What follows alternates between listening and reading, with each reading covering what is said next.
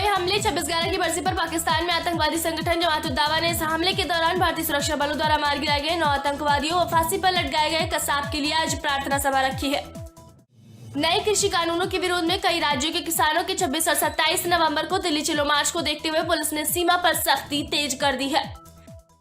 हरियाणा सरकार ने भी प्रदेश की सीमाएं सील की हुई है। उधर अमृतसर दिल्ली हाईवे पर किसानों के हंगामे की वजह से 3 घंटे जाम की स्थिति रही। इससे पहले अंबाला में किसानों को रोकने के दौरान कई पुलिस जवान भी बाल बचे। मोहड़ी के पास फिर किसानों को रोकने की असफल कोशिश हुई। गुरुवार को कोरोना वायरस के 44,489 नए मामले रिपोर्ट किए गए। वहीं इस दौरान 524 लोगों ने अपनी जान गंवाई है। भारत की राजधानी दिल्ली वायरस की कहर से सबसे ज्यादा प्रभावित नजर आ रही है। दिल्ली में कोरोना संक्रमितों की संख्या बढ़कर 5,45,787 हो गई है। दुनिया भर की बात करें तो संक्रमितों की संख्या 6 करोड़ को पार कर गई है। दुनिया में कोविड-19 के चलते जान गंवाने वाले मरीजों की संख्या 14 लाख से अधिक है। कादम्बिनी पत्रिका के संपादक राजीव कटारा का निधन हो गया है। कोविड संक्रमण के बाद दिल्ली के बत्रा अस्पताल में उनका इलाज चल रहा था। दिल्ली के पर्यावरण मंत्री गोपाल राय कोरोना पॉजिटिव पाए गए हैं। उन्होंने खुद इसकी जानकारी ट्विटर पर दी है। अमेरिका में कोरोना वायरस का कहर जारी है। जॉन हॉपकिंस यूनिवर्सिटी के आंकड़ों के मुताबिक अमेरिका में आज 2046 मरीजों की मौत हुई है। मुंबई हवाई अड्डे के पीआरओ ने कहा 25 नवंबर को छत्रपति शिवाजी महाराज इंटरनेशनल एयरपोर्ट पर 120 यात्रियों की RT-PCR जांच की गई। चक्रवाती तूफान निवार आधी रात के बाद तमिलनाडु और पुडुचेरी के तटों से गुजरता हुआ आगे निकल चुका है। तमिलनाडु के सीएम के पलानीस्वामी ने चेन्नई, वेल्लोर, कुड्डालोर, विल्लुपुरम, नागापट्टिनम, तिरुवरूर, चिंगेलपेट और कांचीपुरम सहित 13 जिलों में बृहस्पतिवार को सार्वजनिक अवकाश की घोषणा की है। पुडुचेरी के सीएम वी नारायण स्वामी ने बुधवार को तटीय इलाकों का दौरा किया और तैयारियों का जायजा लिया। उन्होंने कहा हम तूफान से निपटने के लिए पूरी तरह तैयार। चक्रवाती तूफान निवार के मद्देनजर तमिलनाडु और पुडुचेरी में बृहस्पतिवार को होने वाली संयुक्त CSIR UGC नेट 2020 की परीक्षा रद्द कर दी गई है। IDBI बैंक और बैंक ऑफ महाराष्ट्र समेत कई बैंकों ने बुधवार को शेयर बाजारों से कहा कि हड़ताल के चलते उनके कार्यालयों और शाखाओं में कामकाज बाधित हो सकता है। महाराष्ट्र में सार्वजनिक क्षेत्र के बैंकों, पुरानी पीढ़ी के निजी क्षेत्र के बैंकों और विदेशी बैंकों के करीब 30,000 कर्मचारी हड़ताल में शामिल होंगे।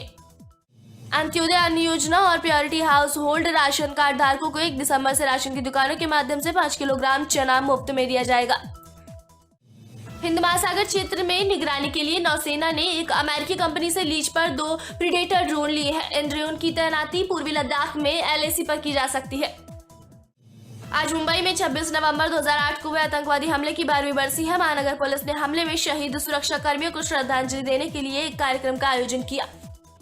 कोरोना संक्रमण के प्रसार को रोकने के लिए कश्मीरी गेट, आनंद विहार और सराय कालेखा ISBT पर यात्रियों की कोरोना जांच की जा रही है। पिछले 19 दिनों में 42,000 से अधिक यात्रियों की जांच में कुल 231 यात्री संक्रमित थे।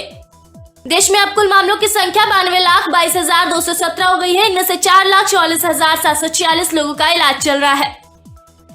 देश में अब तक 13 करोड़ 36 लाख नमूनों की जांच हुई है और रोजाना की संक्रमण दर भी घटकर 4% से कम हो गई है। केंद्र सरकार ने एक बार फिर चीन के 43 ऐप पर प्रतिबंध लगाया है। बैन किए गए ऐप में स्नैक वीडियो और चीन की multinational tech company Alibaba group के भी ऐप शामिल हैं। पुलिस की ओर से बताया गया है कि JNU के पूर्व छात्र नेता उमर खालिद ने उत्तर पूर्वी दिल्ली में दंगों को भड़काने के लिए लोगों को CAA के खिलाफ विरोध प्रदर्शनों में कथित तौर पर बांग्लादेशी और रोहिंग्या अप्रवासियों को शामिल करने के लिए कहा था। प्रधानमंत्री नरेंद्र मोदी ने मंगलवार को तमिलनाडु के मुख्यमंत्री के पलानीस्वामी और पुडुचेरी के मुख्यमंत्री वी नारायण स्वामी से बातचीत कर चक्रवात निवार से निपटने की तैयारियों की समीक्षा की और उन्हें केंद्र की ओर से हर संभव मदद का आश्वासन दिया। अमेरिका की नई सरकार ने साफ कर दिया है कि चीन को लेकर उसकी रणनीति पहले से ज्यादा आक्रामक होगी और बीजिंग की चुनौतियों से निपटने के लिए वह भारत के साथ कंधे से कंधा मिलाकर चलेगी। एंटनी ब्लिंकन ने मंगलवार को चीन को चेतावनी देते हुए कहा कि भारत और अमेरिका विस्तारवादी चीन के रूप में एक समान चुनौती का सामना कर रहे हैं। लिहाजा इस मुद्दे पर नई दिल्ली को अमेरिका का एक अहम साझेदार होना चाहिए। पाकिस्तान की इमरान खान सरकार ने संयुक्त अरब अमीरात के वाइस प्रेसिडेंट और दुबई के शासक शेख मोहम्मद बिन रशीद अल मखदूम को 150 दुर्लभ बाज निर्यात करने की अनुमति दे दी है। दुनिया भर के जीव विशेषज्ञों ने इसे क्रूर फैसला बताते हुए इमरान सरकार की कड़ी आलोचना की है। राष्ट्रीय राजधानी में रेल पटरियों के किनारे बसी लगभग 48,000 झुग्गी बस्तियों को अभी नहीं हटाया जाएगा। केंद्र सरकार ने मंगलवार को सुप्रीम कोर्ट को बताया कि इस मामले में उसे अंतिम निर्णय लेने के लिए और समय चाहिए। भारत अगले वर्ष 3 अलग-अलग टीकों के साथ कोविड-19 का पहला और दुनिया का सबसे बड़ा वयस्क टीकाकरण कार्यक्रम शुरू करेगा। निर्वाचित राष्ट्रपति जो बाइडेन ने सरकार गठन की तैयारियां शुरू कर दी है। बाइडेन ने एंथनी ब्लिंकन को विदेश मंत्री और जेक साल्विन को राष्ट्रीय सुरक्षा सलाहकार नामित किया है। बाइडेन ने एवरी लैंस को नेशनल इंटेलिजेंस का निदेशक नामित किया है। वह इस पद पर पहुंचने वाली पहली महिला होंगी। लिंडा थॉमस ग्रीनफील्ड को संयुक्त राष्ट्र में अमेरिका का राजदूत नामित किया गया है। लिंडा ओबामा के कार्यकाल में अफ्रीका में राजनयिक थी। जॉन कैरी को जलवायु पर अमेरिकी राष्ट्रपति का विशेष दूत नामित किया गया है। कैरी पेरिस जलवायु समझौते पर बातचीत करने का रास्ता बनाएंगे। असदुद्दीन ओवैसी ने कहा कि अगर चुनावी सूची में 30,000 रोहिंग्या हैं तो देश के गृह मंत्री अमित शाह क्या कर रहे हैं? वह सो रहे हैं क्या? यह देखना उनका काम नहीं है कि 30-40 हजार रोहिंग्या कैसे सूचीबद्ध हो गए हैं। छत्तीसगढ़ के कबीरधाम जिले में 14 वर्षीय आदिवासी लड़की से सामूहिक दुष्कर्म का मामला सामने आया है। बताया जा रहा है कि पीड़िता अपने दोस्त के साथ सैर पर गई थी। पाकिस्तान को एक बार फिर विश्व स्तर पर उस वक्त शर्मसार होना पड़ा जब फ्रांसीसी राष्ट्रपति पर की गई पाक मानवाधिकार मंत्री शिरीन मजारी को न सिर्फ अपना विवादित ट्वीट वापस लेना पड़ा बल्कि उन्हें अपने किए की माफी भी मांगनी पड़ी। फ्रांस ने पाकिस्तानी मानवाधिकार मंत्री शिरीन मजारी के ट्वीट को घृणा से परिपूर्ण और नफरत फैलाने वाला बताया। फ्रांसीसी विदेश मंत्रालय की प्रवक्ता ने कहा कि ये शब्द सरासर झूठे और हिंसा की विचारधारा से जुड़े हुए हैं। हम इसका विरोध करते हैं। पाकिस्तान में फ्रांस के राष्ट्रपति का जमकर विरोध प्रदर्शन हो रहा है। तहरीके लब्बैक ने इस्लामाबाद में काफी हंगामा मचाने के बाद सरकार ने फ्रांसीसी उत्पादों के बहिष्कार का समर्थन भी किया। गृह मंत्री अमित शाह के बंगाल दौरे के 17 दिन बाद बांकुरा पहुंची पश्चिम बंगाल की मुख्यमंत्री ममता बनर्जी ने सोमवार को शाह पर जमकर निशाना साधा। ममता ने कहा कि शाह का हाल ही में एक आदिवासी परिवार के घर पर भोजन करना सिर्फ दिखावा है। उत्तर प्रदेश के वाराणसी से प्रधानमंत्री नरेंद्र मोदी के निर्वाचन के खिलाफ बीएसएफ के पूर्व जवान तेज बहादुर की याचिका पर सुप्रीम कोर्ट मंगलवार को फैसला सुनाएगा। चीन इसी सप्ताह चांद पर एक मानव रहित मिशन भेजने की तैयारी कर रहा है। 1970 के दशक के बाद यह किसी भी देश का चांद पर ऐसा पहला मिशन होगा जो चांद से पत्थर के टुकड़े पृथ्वी पर लाने की कोशिश करेगा।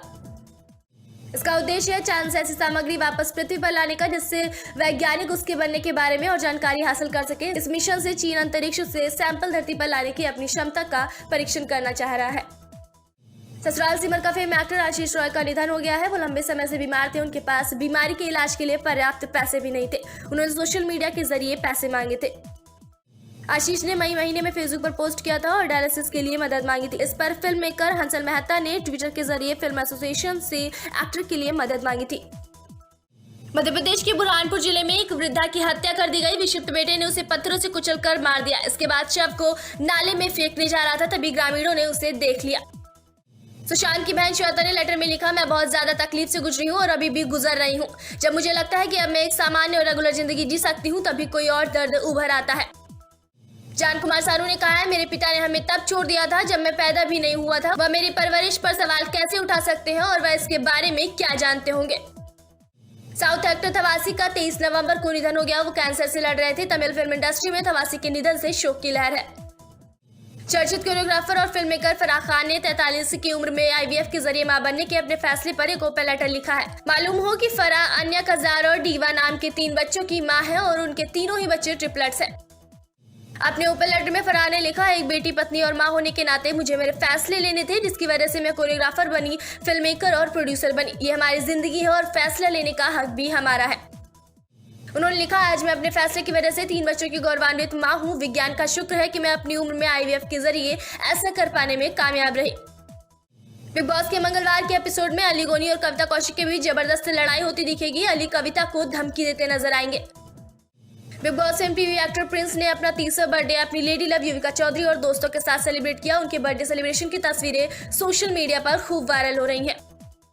अनुराग बासु की हाल ही में ओटीटी प्लेटफॉर्म पर रिलीज हुई फिल्म लूडो में बॉलीवुड अभिनेता आदित्य रॉय कपूर को बोलती कठपुतली की कला से स्टैंड अप कॉमेडी का मंचन करते हुए दिखाया गया है। फिल्म में कठपुतली हूबहू आदित्य की तरह है। प्रोड्यूसर योगेश महिपाल सिंह द्वारा दिया गया शादी का प्रस्ताव ठुकरा दिए जाने के बाद उनके हमले का शिकार बनी एक्ट्रेस मालवी मल्होत्रा का कहना है कि अब उन्हें व उनके परिवार को जान से मारने की धमकियां मिल रही हैं।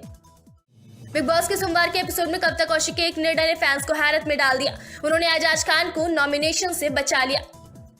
बॉम्बे हाई कोर्ट में कंगना रनौत की एफआईआर खारिज करने की याचिका पर सुनवाई शुरू हो गई है। कंगना रनौत और रंगोली चंदेल का पक्ष उनके लॉयर रिजवान मर्चेंट देख रहे हैं। 70 के दशक में जहां एक तरफ बॉलीवुड के महानायक अमिताभ बच्चन ने एंग्री यंग मैन की छवि पाई और लोकप्रियता हासिल की, वहीं दूसरी तरफ कॉमन मैन का रोल प्ले कर अनमोल पालेकर भी आम जनता के रियल हीरो बन गए। सोमवार के एपिसोड में पवित्रा पुनिया ने अपनी पर्सनल लाइफ को लेकर कविता कौशिक से बात की। उन्होंने बताया कि वो अपने एक्स मंगेतर को बहुत याद कर रही हैं। बिग बॉस 14 में हाल ही में कुमार सानू के बेटे जान कुमार सानू एलिमिनेट कर दिए गए। इस हफ्ते भी घर से एलिमिनेट होने के लिए 6 लोगों को नॉमिनेट कर दिया गया है। सुनील ग्रोवर ने महामारी की गाइडलाइन के ऊपर टिप्पणी करते हुए लिखा, कंपटीशन कितना बढ़ गया है। पहले सिर्फ पढ़ाई और नौकरी तक था, अब तो शादी की दावत में जाने के लिए भी टॉप 50 में आना जरूरी है। सिंगर गुरु रंधावा और एक्ट्रेस रोड़ा फतेही की गाना नाच मेरी रानी सोशल मीडिया पर वायरल हो रहा है। इस गाने को 150 मिलियन से अधिक बार देखा गया है। सोनाक्षी सिन्हा मालदीव में वैकेशन एंजॉय कर रही हैं। सोनाक्षी के इंस्टाग्राम वॉल अब उनकी मस्ती भरी तस्वीरों से नजर आ रही है। सोनाक्षी ने मालदीव से एक काली और सफेद लेसी स्विमसूट की तस्वीरें शेयर कर लिखा, पानी में सबसे खुश। सोनाक्षी द्वारा साझा किए गए पोस्ट को 1 घंटे के भीतर 1 लाख से अधिक लाइक मिले। टेस्ला इंक और स्पेसएक्स के फाउंडर एवं सीईओ एलन मस्क दुनिया के दूसरे सबसे अमीर व्यक्ति बन गए हैं। 39 साल के मस्क की नेटवर्थ बढ़कर 127.9 अरब डॉलर हो गई है। एलन मस्क जनवरी में अमीरों की रैंकिंग में 35वें स्थान पर थे, लेकिन अब वह दूसरे नंबर पर आ गए हैं। इस साल अब तक सबसे ज्यादा एलन मस्क की संपत्ति में ही तेजी आई है। ऐसा दूसरी बार हुआ है जब बिल गेट्स दूसरे नंबर से फिसले हैं। अमेजॉन के फाउंडर जेफ बेजोस के 2017 में नंबर 1 पर आने के बाद बिल गेट्स दूसरे पायदान पर आ गए हैं। शहनाज ने पाया कि वह उनमें से किसी से भी नहीं जुड़ पा रही हैं और उन्हें लगता है कि इस बार ट्रॉफी स्टेज पर रह सकती है। शहनाज ने कहा कि वह ऐसा कोई नाम नहीं ले सकती जिसे उन्हें लगता है कि बिग बॉस 14 जीतेगा।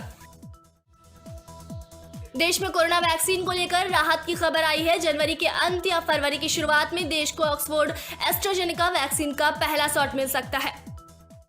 भारत में 4 दवा कंपनियां अपने टीकों के क्लिनिकल ट्रायल के दूसरे या तीसरे चरण में है। टीके की खेप मिलने व टीकाकरण शुरू करने को लेकर प्रधानमंत्री नरेंद्र मोदी मंगलवार को राज्य के मुख्यमंत्रियों के साथ चर्चा कर सकते हैं। महाराष्ट्र में कोरोना वायरस के मामलों में बढ़ोतरी दर्ज की जा रही है, जिसे देखते हुए सरकार सख्त हो गई है।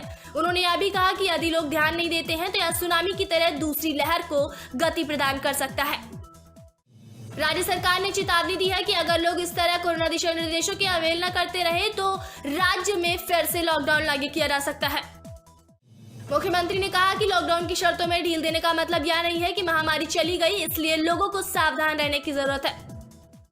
एक वेबकास्ट के दौरान मुख्यमंत्री ने कहा कि वैसे तो बड़े पैमाने पर लोग कोविड-19 सुरक्षा नियमों का पालन कर रहे हैं, लेकिन अब भी कई अन्य मास्क लगाने के निर्देशों का पालन नहीं कर रहे हैं और भीड़भाड़ वाली जगहों पर घूम रहे हैं।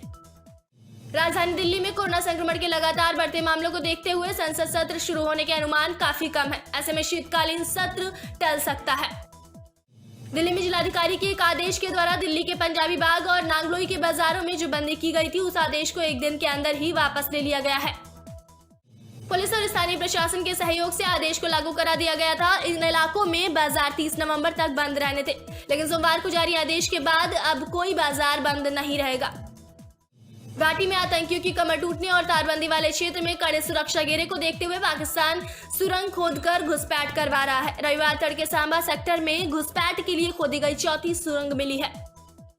हवा से हवा में मार करने वाली और ध्वनि से 4 गुना तेज रफ्तार वाली देश की पहली स्वदेशी मिसाइल अस्त्र का परीक्षण जल्द ही स्वदेशी लड़ाकू विमान तेजस से किया जाएगा। हवा से हवा में मार गिराने वाली मिसाइल अस्त्र ध्वनि की गति से 4 गुना तेज है। सूत्रों के मुताबिक स्वदेशी मिसाइल अस्त्र और स्वदेशी फाइटर जेट तेजस का फ्लाइट ट्रायल अगले कुछ महीनों में किया जाएगा। पिछले 24 घंटे में कोरोना वायरस के 44,059 नए मामले रिपोर्ट किए गए हैं, जबकि रविवार को 45,209 संक्रमित मिले। वहीं देश में संक्रमण मुक्त मरीजों की संख्या 85 लाख के पार पहुंच गई है। मंत्रालय के आंकड़ों के अनुसार देश में संक्रमण मुक्त होने वाले मरीजों की संख्या बढ़कर 85,62,642 हो गई है। पिछले 24 घंटे में 41,024 मरीजों ने वायरस को मात दी है और अस्पताल से घर लौटे हैं। राजस्थान के स्वास्थ्य मंत्री ने ट्वीट कर कहा, कोरोना के शुरुआती लक्षण आने पर मैंने अपना टेस्ट करवाया और रिपोर्ट पॉजिटिव आई है। मेरा अनुरोध है कि आप में से जो भी लोग पिछले कुछ दिनों में मेरे संपर्क में आए हैं, खुद को आइसोलेट कर अपनी जांच करवाएं।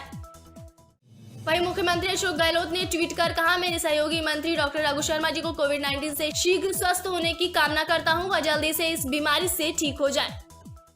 कर्नाटक की राजधानी बेंगलुरु में सीबीआई ने कांग्रेस नेता और पूर्व मंत्री आर रोशन बेग के घर पर छापेमारी की है। इससे पहले सीबीआई ने करोड़ों रुपए के घोटाले मामले में रविवार को बेग को गिरफ्तार किया।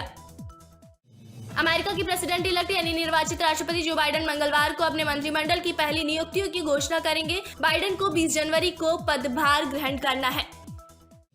बाइडेन ने गुरुवार को कहा था कि उन्होंने वित्त मंत्री चुन लिया है। उनकी शॉर्टलिस्ट में अमेरिकी केंद्रीय बैंक फेड रिजर्व के पूर्व प्रमुख जेनेट येलेन, मौजूदा फेड गवर्नर लाइड ब्रेनार्ड, पूर्व गवर्नर सारा बलून रस्किन और अटलांटा के फेडरल रिजर्व बैंक के अध्यक्ष राफेल बेस्टिक जैसे उम्मीदवारों के नाम शामिल हैं। बाइडेन के सहयोगी ने संकेत दिया है कि वह इस हफ्ते विदेश मंत्री पद के लिए अपने चयन की घोषणा कर सकते हैं। इस पद के लिए पूर्व राष्ट्रीय सुरक्षा सलाहकार सुसान राइस और अनुभवी राजनयिक एंटनी ब्लिंकेन को उम्मीदवार के तौर पर देखा जा रहा है।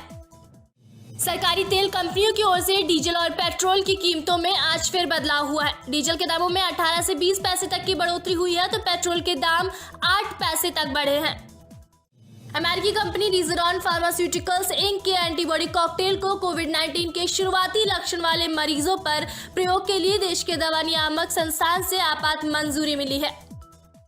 समाजवादी पार्टी संरक्षक व पूर्व मुख्यमंत्री मुलायम सिंह यादव का आज 82वां जन्मदिन है। समाजवादी पार्टी ने प्रदेश भर में विविध आयोजन किए हैं। पीएम ने सुबह ट्वीट कर अपने शुभकामना संदेश में कहा कि मुलायम सिंह यादव जी को जन्मदिन की शुभकामनाएं। मैं उनकी लंबी उम्र और अच्छी सेहत की कामना करता हूँ। तिब्बत के निर्वासित सरकार के प्रमुख और राष्ट्रपति डॉक्टर लोब्सांग सांगे पहली बार औपचारिक रूप से अमेरिकी राष्ट्रपति भवन व्हाइट हाउस पहुंचे। तिब्बती सरकार के किसी नेता का 6 दशक में इस तरह का यह पहला ऐतिहासिक दौरा है। कर्नाटक के गृह मंत्री बसवराज बोम्मई ने कहा है कि राज्य में बहुत जल्द ही ऑनलाइन गेम्स पर प्रतिबंध लगा दिया जाएगा। उन्होंने कहा इसके कारण लोग अपने पैसे भी खो रहे हैं। भारतीय नौसेना का स्वदेशी टॉर्पीडो वरुणास्त्र के लिए इंतजार खत्म हो गया है। वरुणास्त्र की पहली खेप नौसेना के लिए रवाना कर दी गई है। उत्तराखंड टिहरी के प्रभारी जिला समाज कल्याण अधिकारी की अंतर्जातीय व अंतरधार्मिक विवाह प्रोत्साहन योजना के लिए आवेदन की जानकारी वाले प्रेस नोट का सीएम त्रिवेंद्र सिंह रावत ने सख्त संज्ञान लिया है। उन्होंने मामले की जांच के आदेश दे दिए हैं। हैदराबाद पुलिस ने एक ऐसे शातिर आदमी को पकड़ा है जो खुद को भारतीय सेना का अधिकारी बताकर शादी के प्रस्तावों की आड़ में लोगों को धोखा देता था। अब तक करोड़ों की ठगी कर चुका है।